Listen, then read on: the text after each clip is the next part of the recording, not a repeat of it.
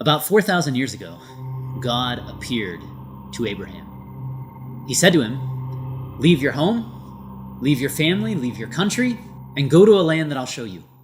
And if you do this, I will bless you. Those who bless you will be blessed. Those who curse you will be cursed. You'll inherit that land. It will be your possession, and the earth will be blessed through you." Receiving this promise, Abraham decided to go.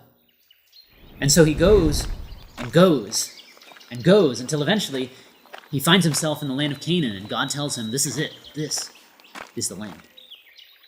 And not only so, but God says that his descendants would inherit that land, that it would be given to Abraham and then to his children after him and to his children's children. And more than that, again, that those descendants would bless the world. Well, years pass, and Abraham is old, and he has no children. So he thinks about this promise, and he approaches God and he says, "You promised me descendants, that they would inherit the land, that they would bless the world, and I have no children." So God says to Abraham, "Go get some animals." Now that might sound a little obscure to us, but at that time, this was part of an ancient covenant-making ritual. What would happen is you would take animals and you would divide them in half, and you would separate the halves. And each person who was going to take part in this covenant would walk through the halves of the animal. And the reason they would do that was to acknowledge that if they broke the covenant, then what happened to those animals is what should happen to them. It's a very serious kind of business.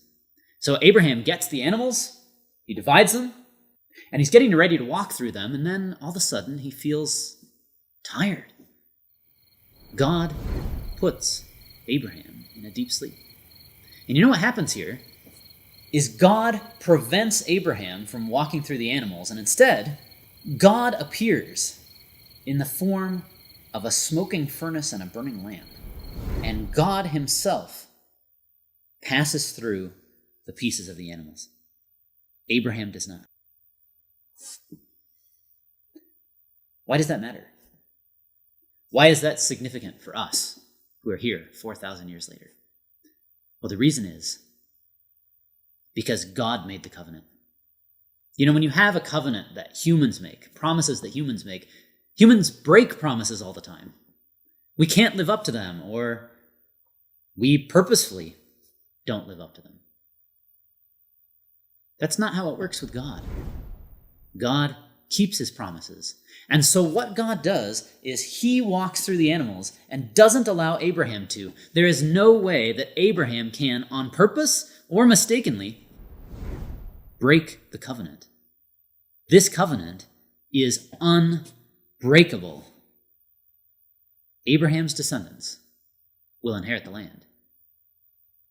And someday, they will bless the world. But when? And how?